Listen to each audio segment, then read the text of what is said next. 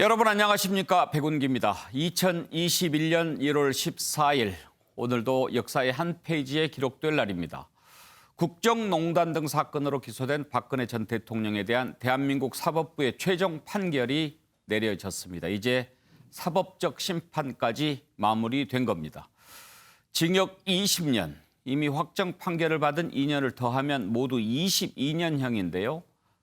이 형기를 모두 마치려면은 오는 2039년까지 복역해야 합니다. 그때는 박근혜 전 대통령 나이가 87살이 됩니다.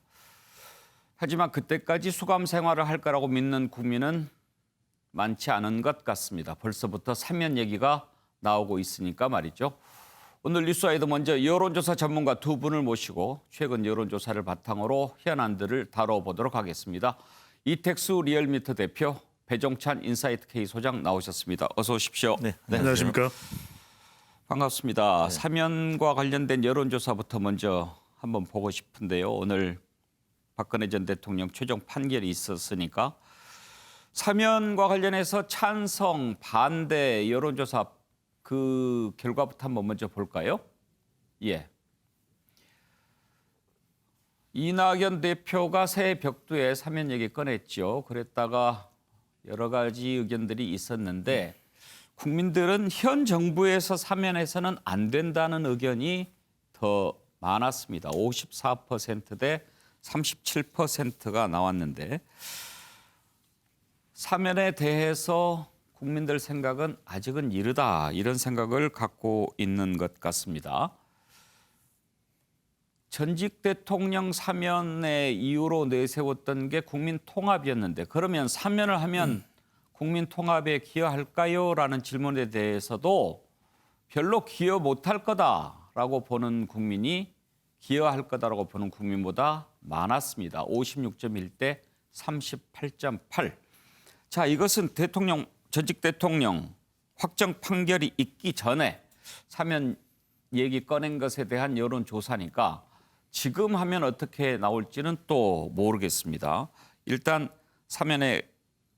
사면과 관련한 여론조사 한번 짚어보죠. 이택수 대표께요. 네. 일단 이때 당시 실시했던 여론조사에서는 부정적인 여론이 더 높게 나타났는데 네. 아직 국민들은 아니다, 때가 이렇게 생각하는 걸까요?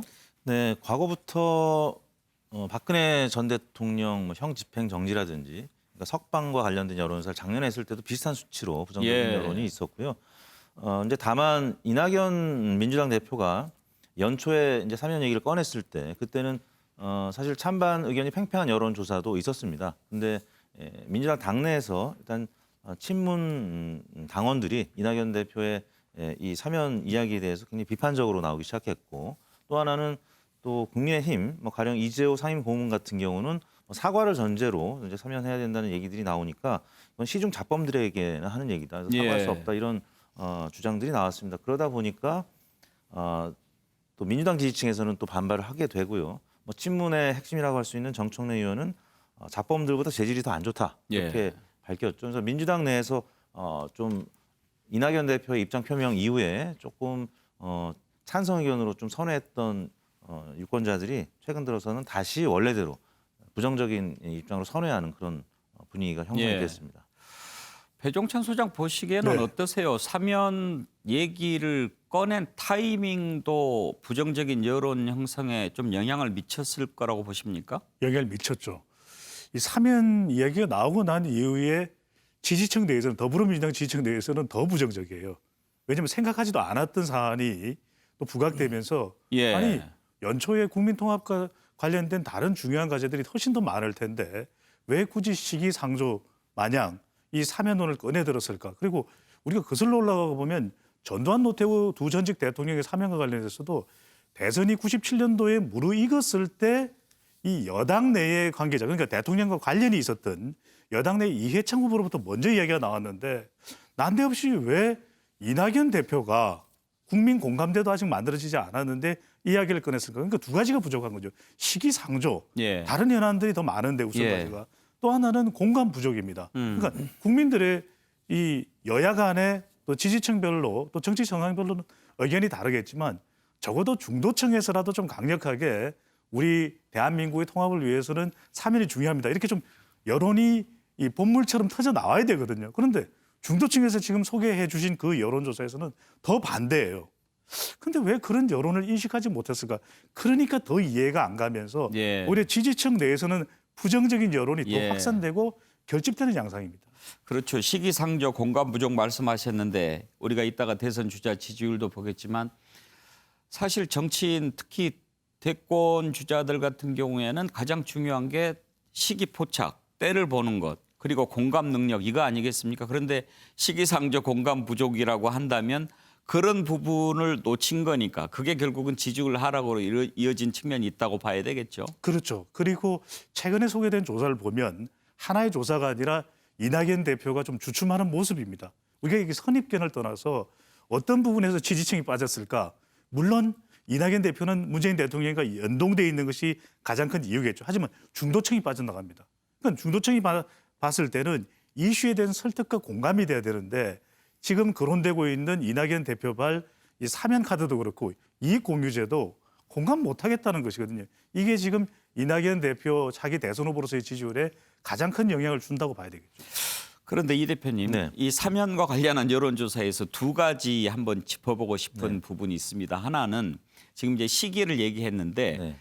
연초에 느닷없이 사면 얘기 나오니까 이게 뭐야 했다가 반대하는 의견들이 좀 있었을 텐데 지금 일단 오늘 확정 판결이 나왔고 나오자마자 서울시장 출마 선언한 나경원 전 의원 같은 경우에 이제 사면을 해줘야 된다 이런 얘기도 하고 또 앞으로도 그런 얘기 많이 나올 겁니다. 그런 상황에서 사면 얘기가 많이 나왔을 때 여당 대표가 사면을 건의하겠다라고 했을 때도 이렇게 여론조사가 나왔을까 하는 것이 하나 궁금하고 네. 또 하나는 박근혜 전 대통령을 사면해줘야 된다. 이명박 전 대통령 사면해줘야 된다라는 것에 대해서 국민들 생각이 분명히 다를 거란 말이에요. 네, 그렇습니다. 그런데 그때는 구분 없이 네. 두 전직 대통령 사면 얘기를 꺼냈기 때문에 반대하는 사람들이 더 많았을 수도 네. 있지 않겠어요? 네. 그게 궁금한데 먼저 시기적으로는 변화될 가능성이 좀 있다고 보십니까? 일단 오늘 당장 청와대에서 지금 사면이 오늘 이루어졌기 때문에 당장 언급하는 것은 적절치 않다. 그래서 당장의 입장 변화는 있기가 어려운 상황이고요.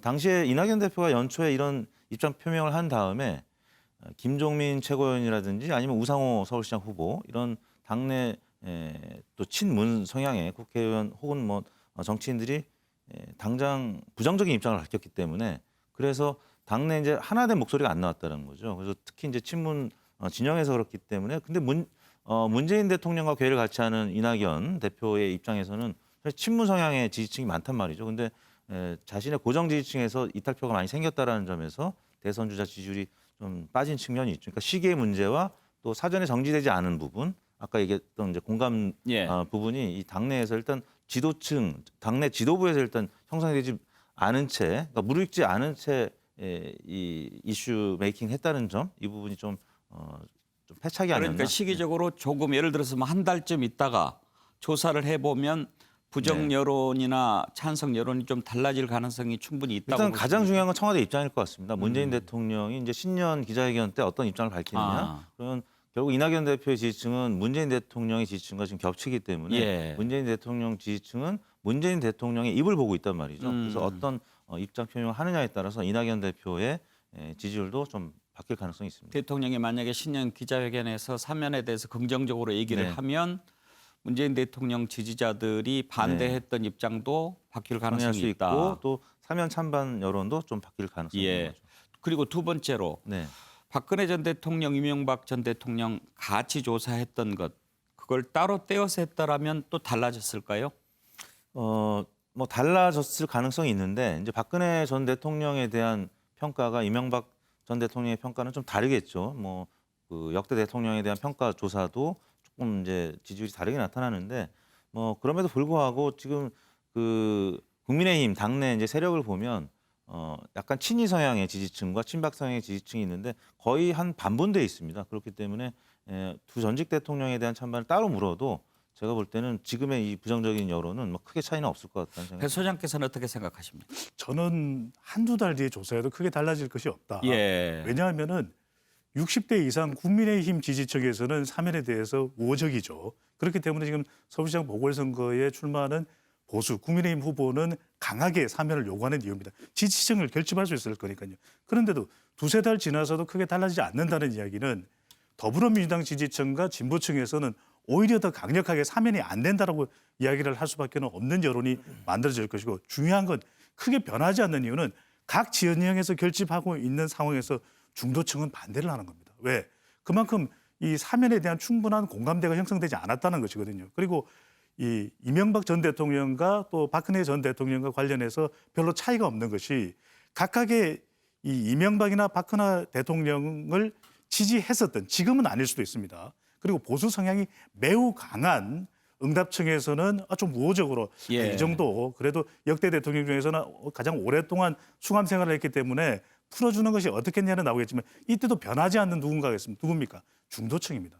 중도층에서는 훨씬 더 좀 더 시간이 지나서, 이 훨씬이라는 게 1, 2년 뒤를 말씀드리는 건 아닙니다만, 적어도 대선 분위기가 무르익어서 정말 이때는 우리가 통합이 필요하다라는 공감대가 먼저 이루어지는데, 그것이 누구냐? 바로 중도층입니다. 예. 그렇기 때문에 별로 변할 가능성은 당분간은 없을 걸로 보입니다. 예. 표현하자면 이제 4월 7일이 보궐선거잖아요. 네. 근데 이제 이 선거 직전의 민심이기 때문에 좀 변동 가능성이 크지 않다. 왜냐하면 각 당의 후보들이, 민주당 후보들은 민주당 지지층을 바라보고 또 경선을 치러야 되기 때문에, 근데 민주당 지지층의 상당수는 지금 사면에 대해서 반대를 하고 있거든요. 그러니까 뭐 박영선 장관도 혹시 이제 후보가 된다라고 하면 이런 입장 표명에 대한 요구를 받을 텐데, 박영선, 뭐 우상호 등등의 주요 서울시장 후보들, 또 이 야권에서는 이제 당연히 사면을 해야 된다는 목소리들을 낼 겁니다. 그렇게 되면 굉장히 팽팽한 이 현재의 구도가 변하지 않을 가능성이 높기 때문에 4월 예. 7일까지는 그러니까 3.1절 사면 가능성이 지금 보도가 되고 있는데, 3.1절 가능성은 지금 현재로서는 커 보이지 않는다. 그러니까 8.15나 아니면 성탄절 가능성이 그나마 좀 있다, 이렇게 봐야 될 것 같습니다. 알겠습니다. 자, 사면과 관련된 여론조사 짚어봤고요. 지금 가장 뜨거운 이슈죠. 서울 부산시장 보궐선거를 앞두고 실시한 여론조사에서 과연 정당별 지지율은 어떻게 나오는지, 그리고 후보별 지지도는 어떤지, 이런 부분 한번 살펴보도록 하겠습니다. 먼저 정당별 지지율 여론조사 한번 보실까요?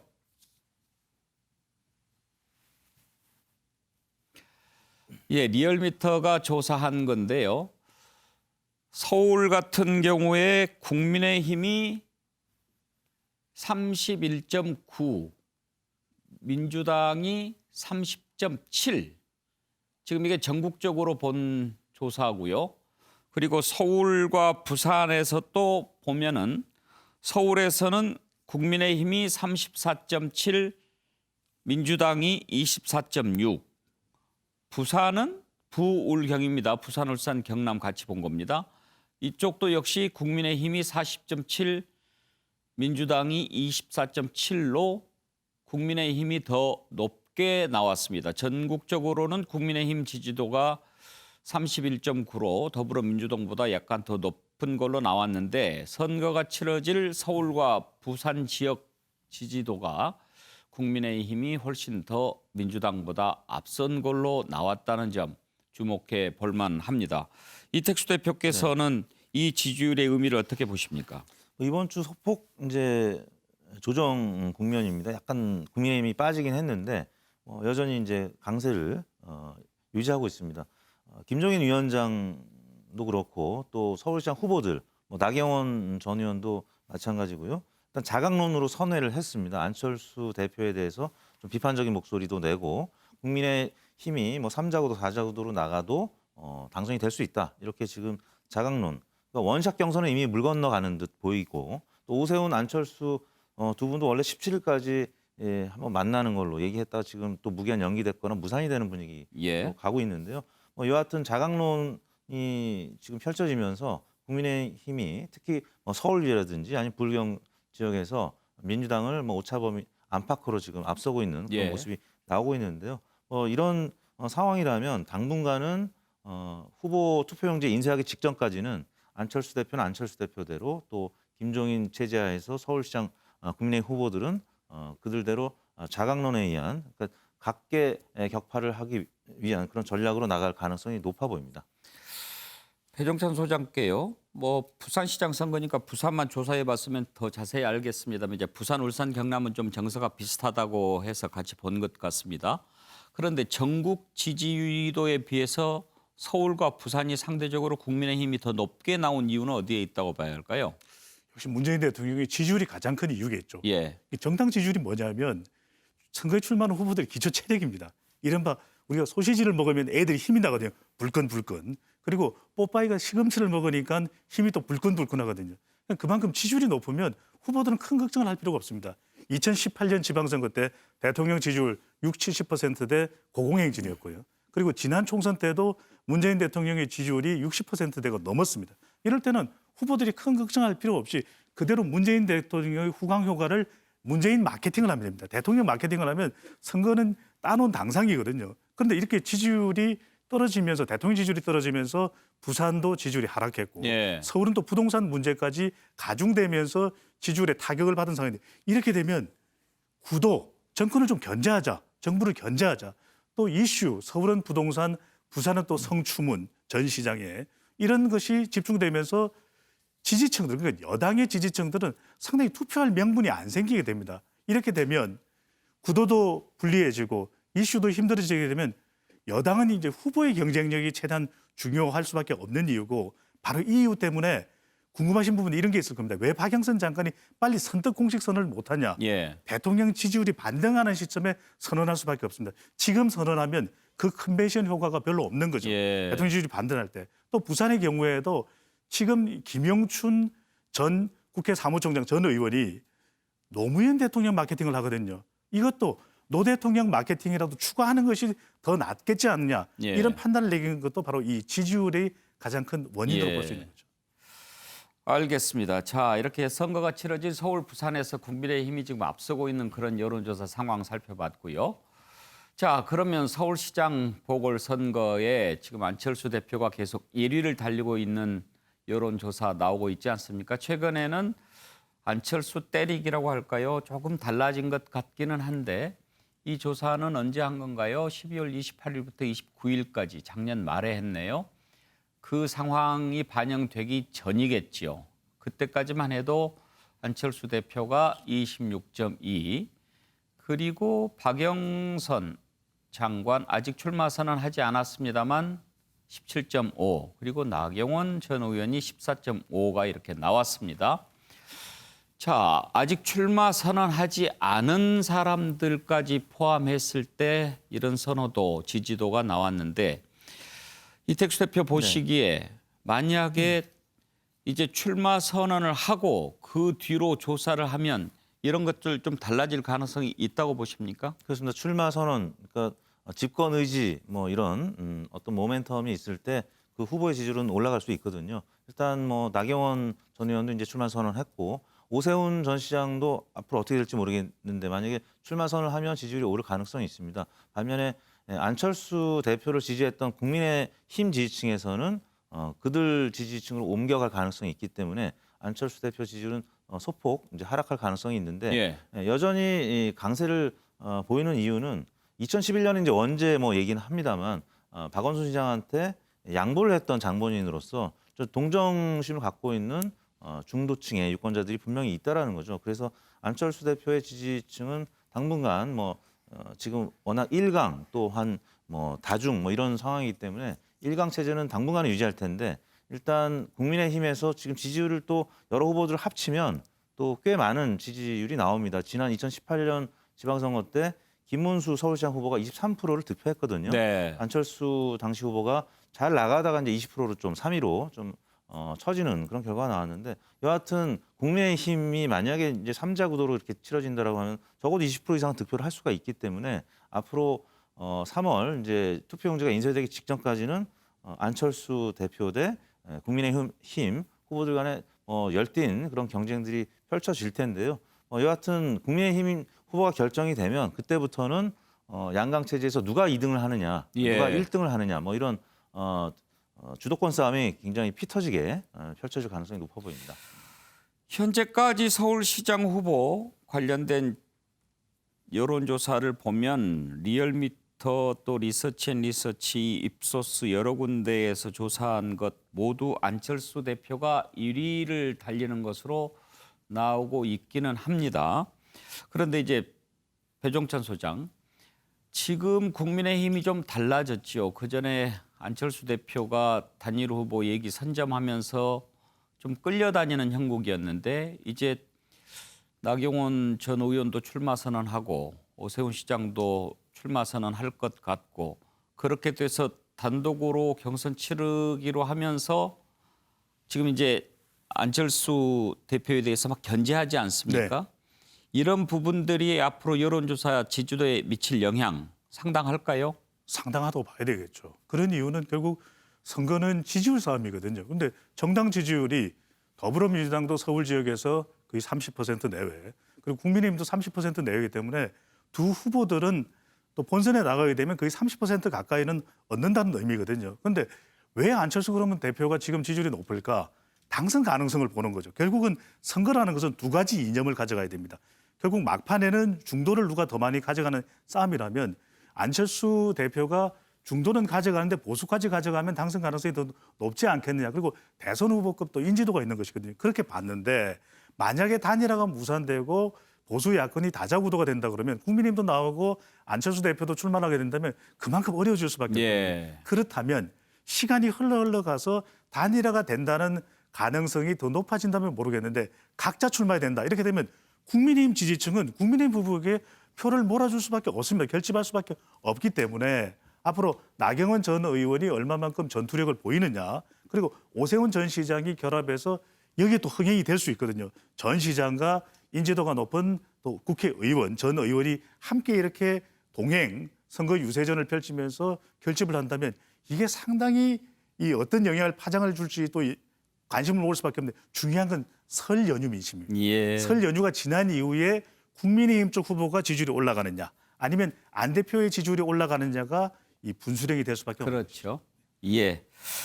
자, 끝으로 이제 대선 주자들 지지도 한번 살펴보겠습니다. 최근 여론조사 결과인데요.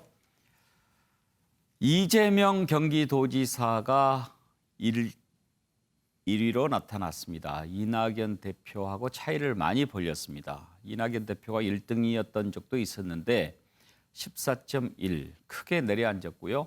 윤석열 총장이 23.8% 상당히 견고하게 2위를 지키고 있습니다.